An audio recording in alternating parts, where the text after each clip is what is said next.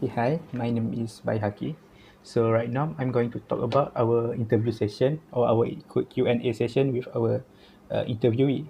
So for the first session, which is our adult learner, we gain many interesting data from him, such as when, where, and how he acquire his second language, and also what is his first language and the second language.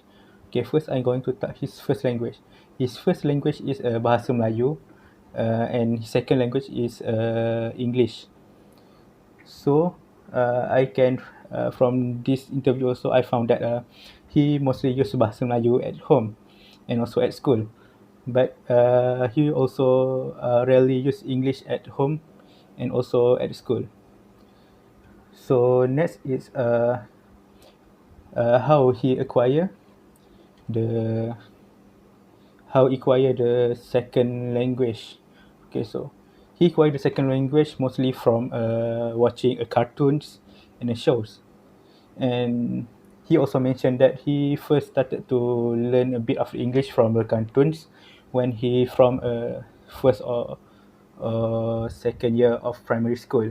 So that is when he is learning English from watching cartoon, watching anime, and watching English TV shows.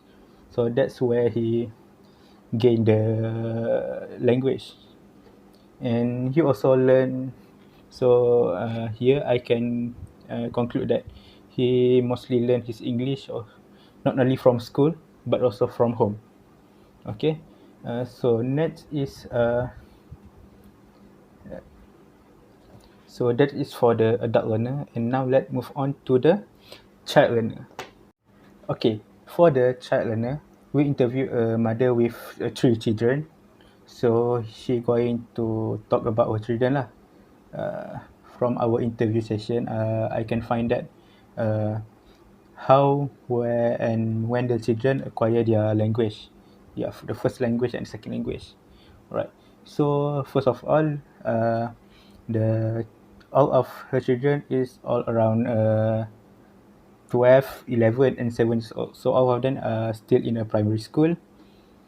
And other than that, we also found that the first and second language. Okay, the children's first and second language is the first language is Bahasa Melayu, and also their second language is Bahasa Inggeris, English language. So here, I'm going to talk about how they acquire their first and second language. Uh, uh, in her family lah, the mother family, her father is a Caucasian, so they always use English language to communicate at home, and the kid also very comfortable in using English at home, and rarely speak in Bahasa Melayu at home. So she also said that her children it has a slightly hard time to speak in Malay because they used to speak English at home, and not only that at school also. So we can say that even though the first language is their first language Bahasa Melayu, but they mostly comfortable when using their second language, which is the English language. Not only that, she also mentioned that since her children is mostly from Gen Z, so they are very what we call involved in the gadget world, the technology world. So uh, they love to use a gadget like phone or laptop and use and open YouTube, and that's how they slowly learn the second language, the English language. Okay, that is from the child learner. Okay, right now I'm going to talk about the synopsis of our introduction. Okay, for the first one is the adult learner, and he is right now currently 24 years old, and also a male, and currently he's taking a bachelor in counseling and guidance and study at MSU lah. And not only that, he also right now doing his practicum in MSU. No. In one of the high school in the Shah Alam. And his family background is from a typical Malaysian background. Because his first language is Bahasa Melayu, and mostly he use Bahasa Melayu in at home. So it's a very typical Malaysian Malay race background. Okay, that is for the adult learner. My name is Amelia, so we'll be looking into the synopsis introduction of my research, which is basically a child learner. So we interviewed a girl whose name is Ka Aisha. So Ka Aisha, she has 3 kids, and all of her kids are second language learners. So definitely she has some experience and knowledge when it comes to handling these situations. So without further ado, let's get started with the next point. Okay, so for the next part, I would like to explain the theory that is found during the interview as the child learner. So from our interview, we found that the interaction theory is applied where the child and the caretaker interact a lot in terms of acquiring a second language. So so like Aisha said, she interacted a lot with her child to help them translate certain words from a certain language, which will help them to learn more. So from my research, I can say that the interviewees' children have much confidence and comfort when they're talking in English rather than speaking in Malay, because they find talking in English much more easier and convenient for them, because they grew up in an environment that includes people that are non-Malay speakers, so which requires them to converse in English on a daily basis compared to Malay. So that's why they find it much more easier to use and to speak at home rather than their first language, which is Bahasa Melayu. Okay, next I'm going to talk about the theory and the method on how the child and adult learners learn their language. So for the adult learner, as I mentioned before, he learned the second language through watching a cartoon, watching a show. So with that, he slowly learned how to speak in English in his second language. So here I can, and he also mentioned that he turned off the subtitle so that he can learn to speak English slowly. So because of that, he managed to catch up a bit by a bit the vocabulary, the word, and from the experience he watching the cartoon, he can conclude a few meaning by just watching them and try to speak them. So yeah, he maybe unconsciously remember the vocab and remember the vocabulary,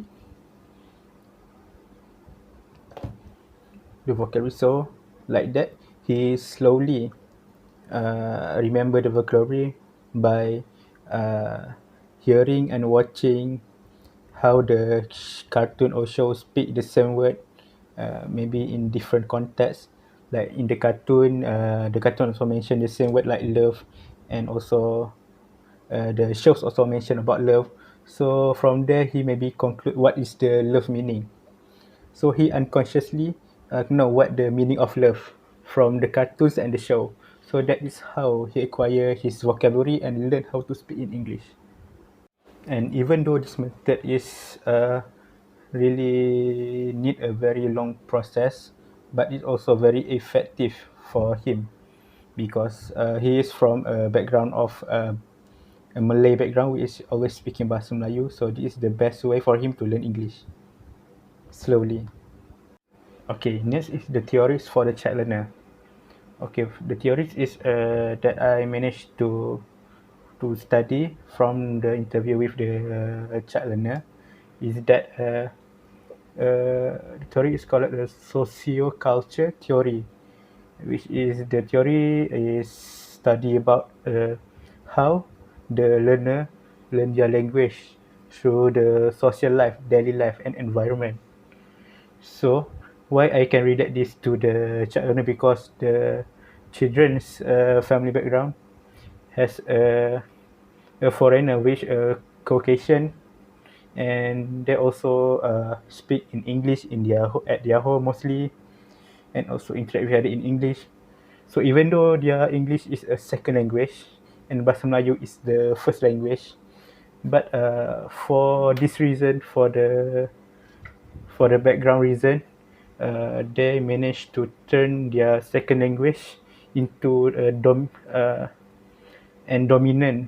dominate the first language, because from what the parents said, that their language rarely speak Malay and has a hard time to speak in Malay.